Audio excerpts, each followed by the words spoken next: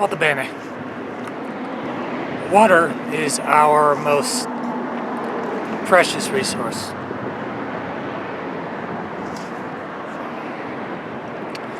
With the rainforest burning,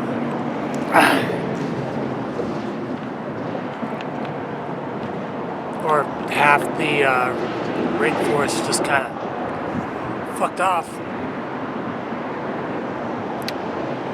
we're gonna run out of air.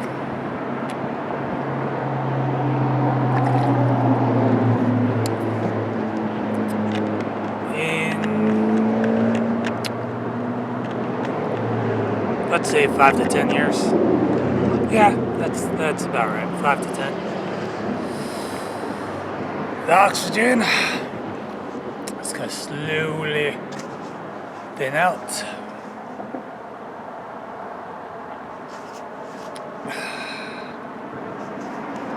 And we're gonna have to figure out new ways of making more.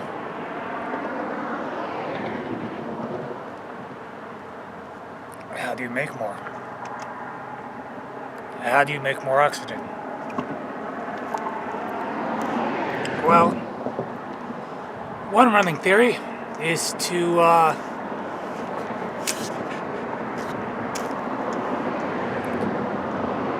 boil water. 2 parts oxygen, 1 part hydrogen. So, boiling water releases steam, but you can only make as much water in the air as there is air. Or water from the heat as much as there is heat. Or you can make water from the oil as much as there is oil. While browsing the internet, I came across this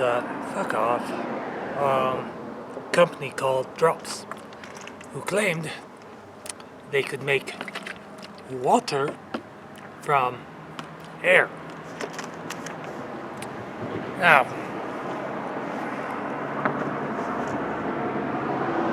how do you make air?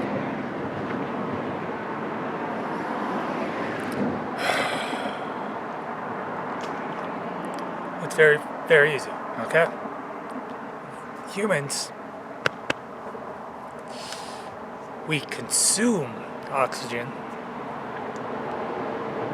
and put out carbon dioxide.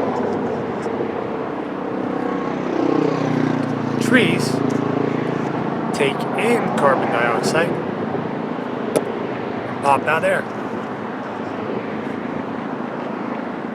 At least that's how I think it is.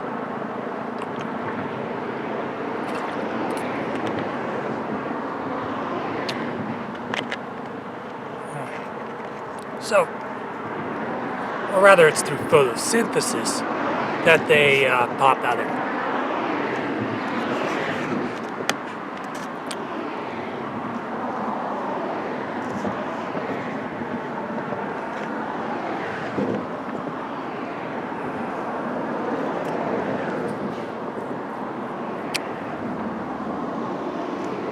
Kind of trippy when all is said and done.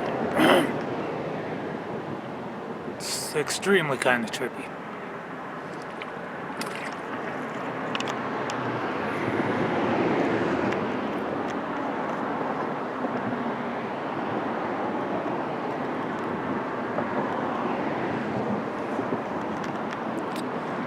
So you're probably wondering, like, okay, what's the point of this? Well, there is no point. Sometimes you just gotta say shit.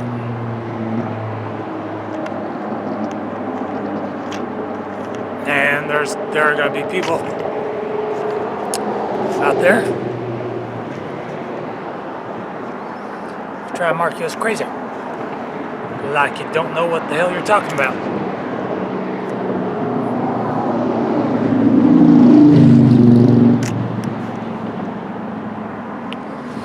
But it's all a matter of perception, right?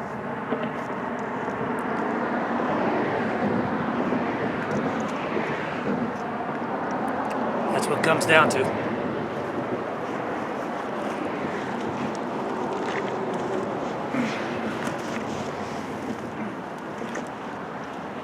Perception.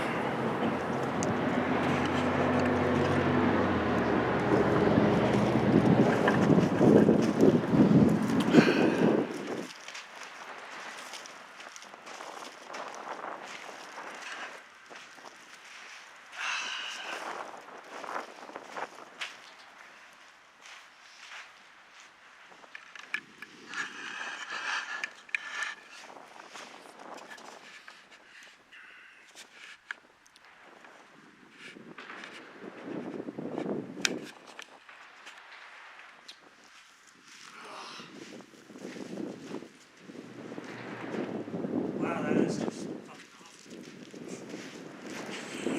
I did not realize how tall that was actually going to be.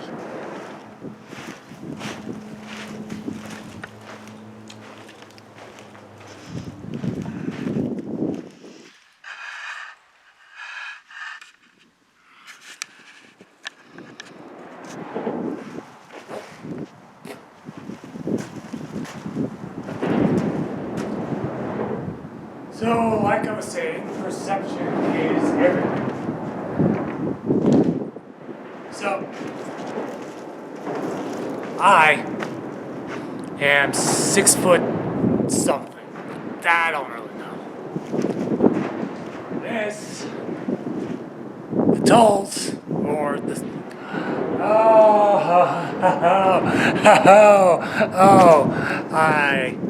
That.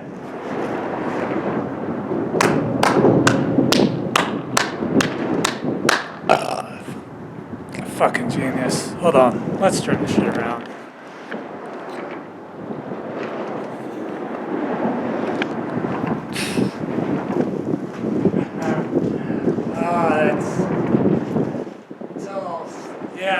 Yeah, I see what you did there. So, why am I down here? Why am I doing this thing? Why am I recording this? I don't know. I honestly don't know. Right? Maybe I just want to talk or rant or do something.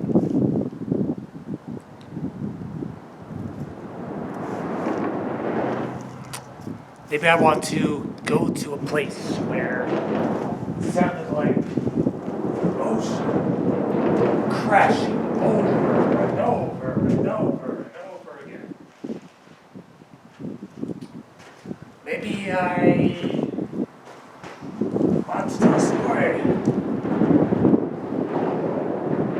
about pirates.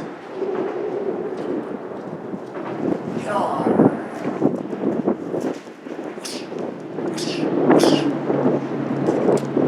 Water. Or a well-to-do gentleman. Or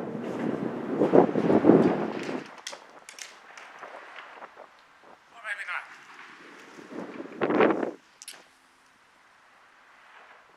And maybe I just want to record this to record it.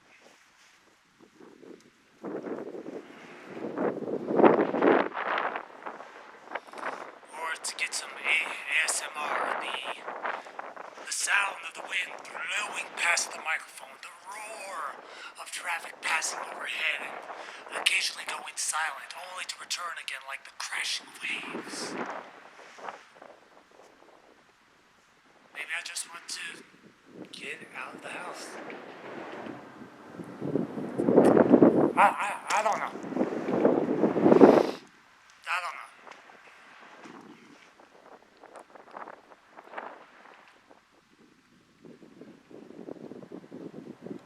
Maybe I do know.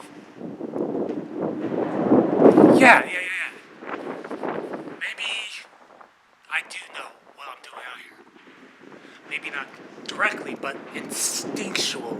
psychologically, behaviorally. Maybe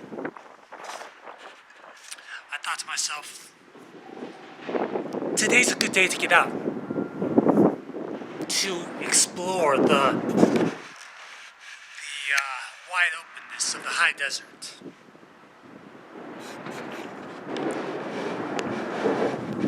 Or maybe I want to see what's at the top of the mountain.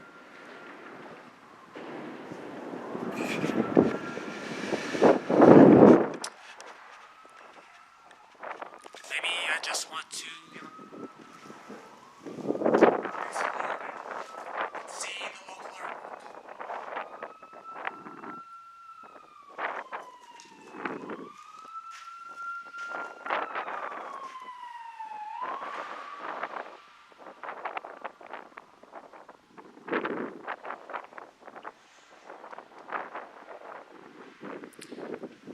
Or listen to the sounds of the outside world for a little while. Or dream. I don't get out often anymore. In fact, this time, right now, is quite possibly the first time I've been out of the house in a long time.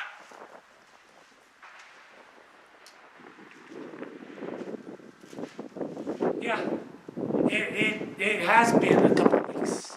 It's been a couple of months, really.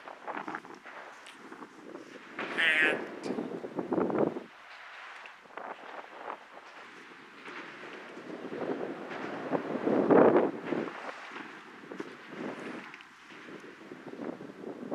it almost sounds like cannon fire.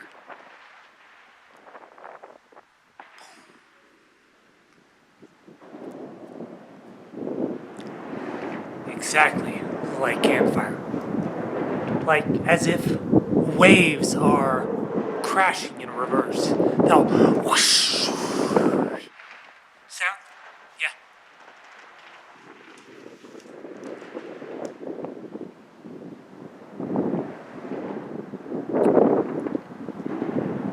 Yeah.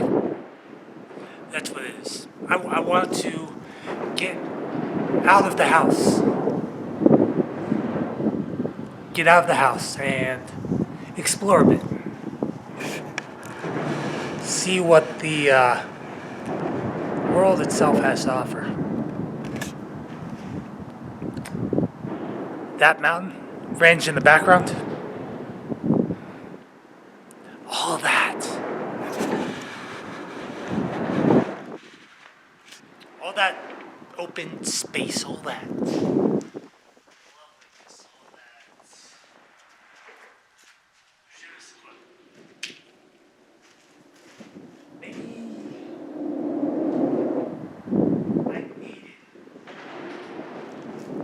I needed to get out. I needed to not feel small, insignificant. Because when I'm here, when I'm up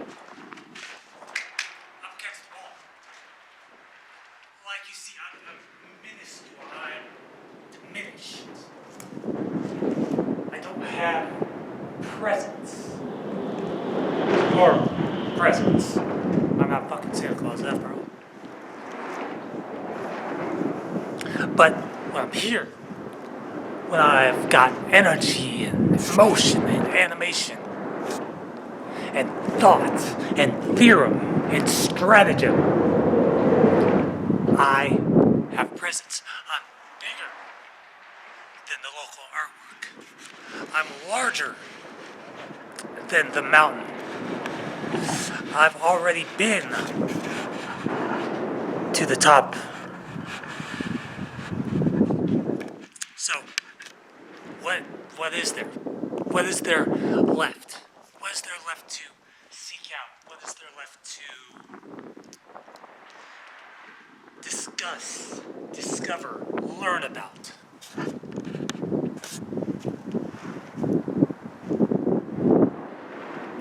What is there left to know? I mean, each of us in our own right knows a certain amount of information over the course of our lives. Now, most of it is common knowledge, but there are bits and pieces of information out there that only I know, that only you know, that only he knows or she knows. Bits and pieces of information that, while unique to us and us alone, in the grander span of things, of with the planet of over like 7-8 billion people now, somewhere around there, all knowledge, no matter how unique, is not unique. All knowledge is known by all. That's why you have groups of communities with each person knowing a little bit of the whole and maybe even a grander part of it, the core.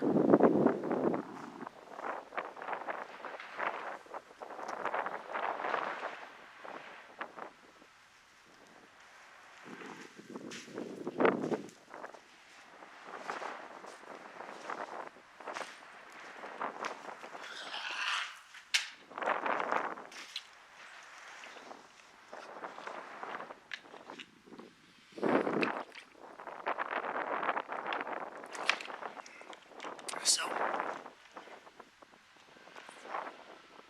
what is there to know?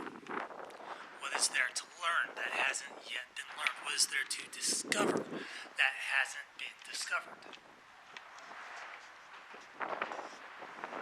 Are we simply relearning the same facts over and over and over again, generation by generation?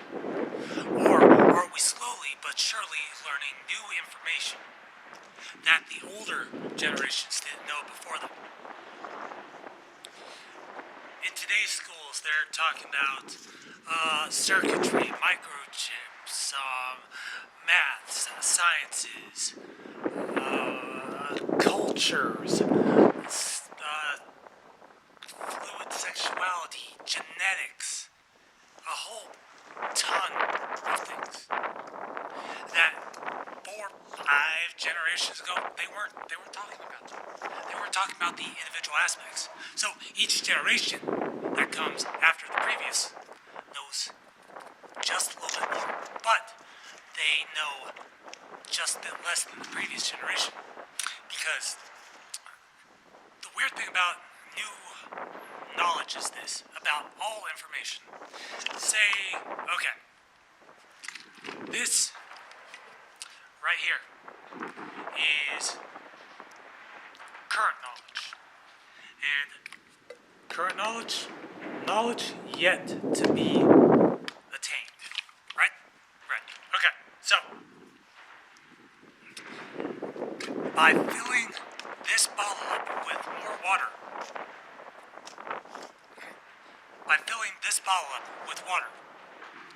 you are theoretically and metaphysically filling it with more knowledge. But the weird thing about it is the new knowledge then mixes with the old knowledge, and the old knowledge somehow disappears into it. It disintegrates in a way. It disseminates. Bits and pieces of it are still present within the new knowledge, of course, but it's gone.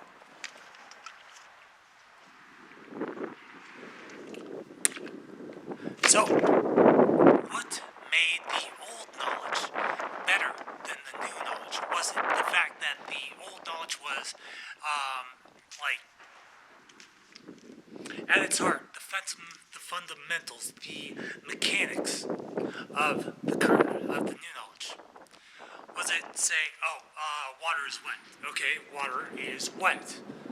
But so let's break this down. All right, so old knowledge. This, at its basic, its name is water. Okay? Okay. So that is the base knowledge. That is the knowledge that is the first tolls. Alright, actually, first stalls will be over there somewhere. First stalls. Okay, so we now know that this is water. Alright, so water is wet. We know this. Water is wet. Alright, so the wet part of water then replaces the basic, the name of water. Alright? Water has presence, it has weight. So, the very fact that water has presence and weight now erases the knowledge that water is wet and further erases the knowledge of what it is called. Water gives life. Now, the knowledge that water gives life replaces the weight and presence, replaces the feel of it, replaces the name. So, in that instance, that is the evolution of knowledge. So, what is going to happen when there isn't any more knowledge to be attained?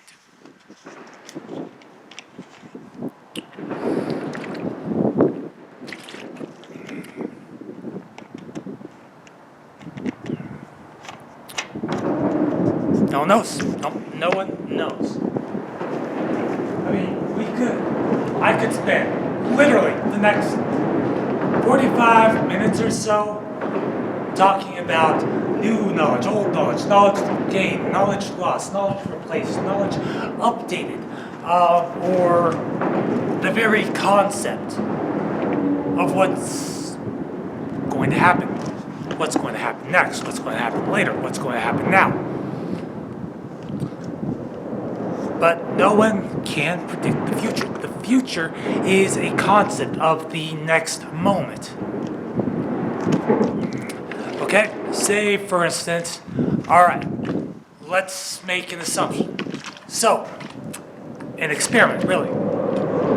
I am going to toss this bottle from my left hand to my right hand. Alright? That is an assumption of what the future is. Now, let's put that future in motion. Okay, see? That was a change. Because when I threw it, the water was in my right hand, and instead of catching it with my left hand, which would have been like the polar fucking opposite of what I predicted, I failed to catch it. So, no one can predict the future.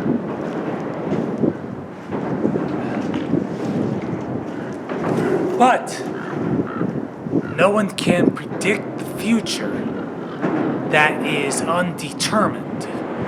Now, what does that mean? So, a future that is undetermined simply means a future, that was weird, a future that is not pre-planned. Like me failing to catch the water. Okay, see? Since I was focused on the task, I caught the water in my left hand. Therefore, the previous prediction of catching the water in my left hand became reality. But what if the future or the concept of time is just a theory, a measuring tool by which we measure the moments which pass? So, one moment, another moment, another moment, another moment, all of that. Now, what if by some strange coincidence I said, okay, in my next prediction, I am going to drink all of this water and spit it back out.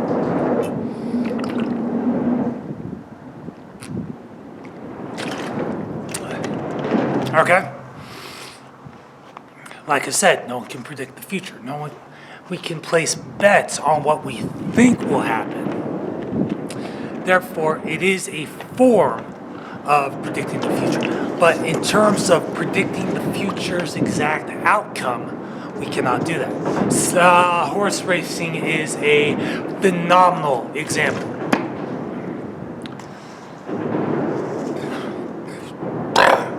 Whew. Oh, that was pretty. Horse racing is a phenomenal example because it is an unprediction machine.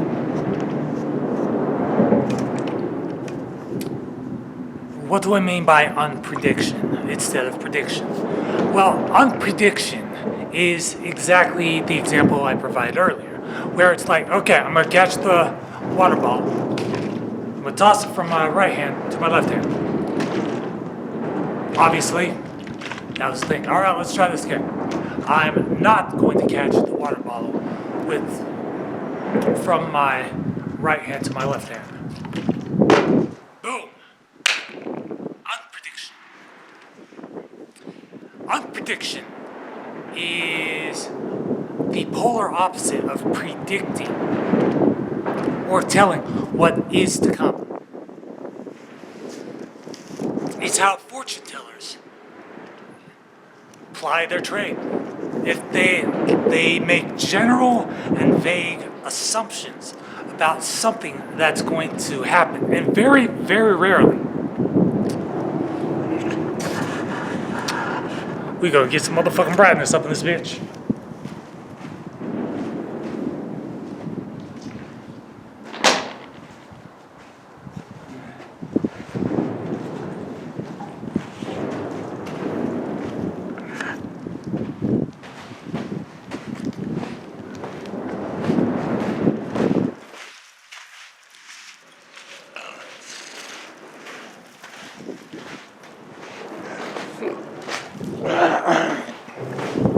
There we are.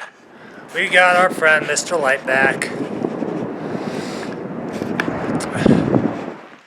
like that dynamic feel to that. Oh God, so sexy.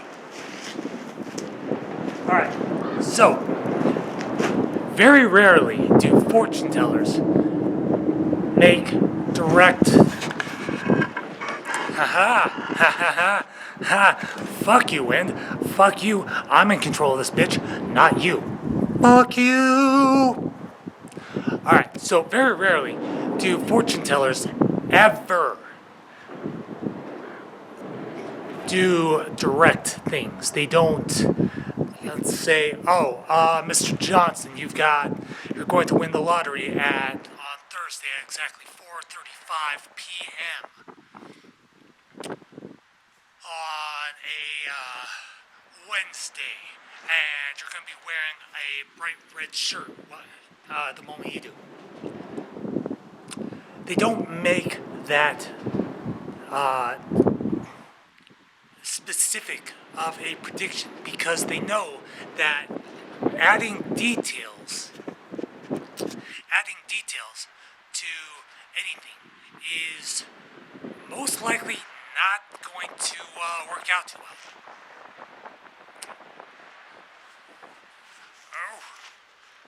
Oh. Trying to block the fucking mic. It's not. Actually, that is kind of working. That is fucking working like a goddamn charm. It's reducing the noise by quite a bit. So, take the wind which you're hearing right now. Alright? So.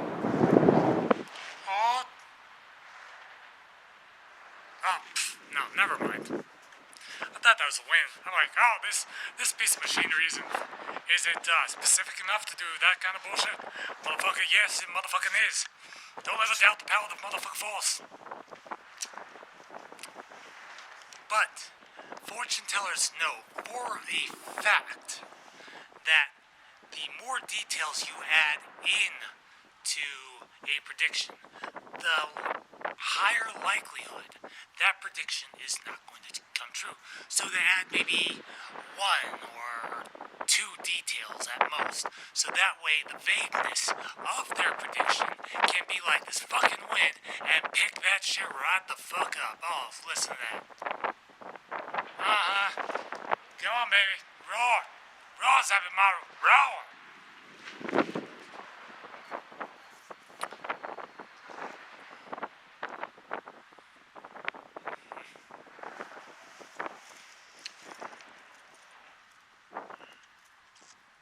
I used to think I was psychic.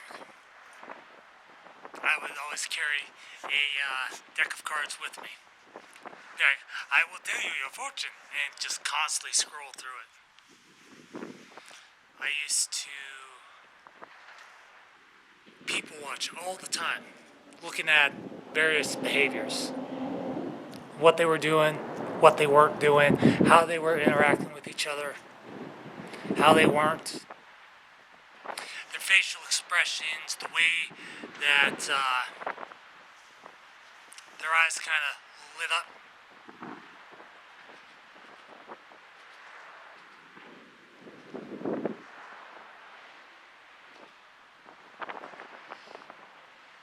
It became a thing.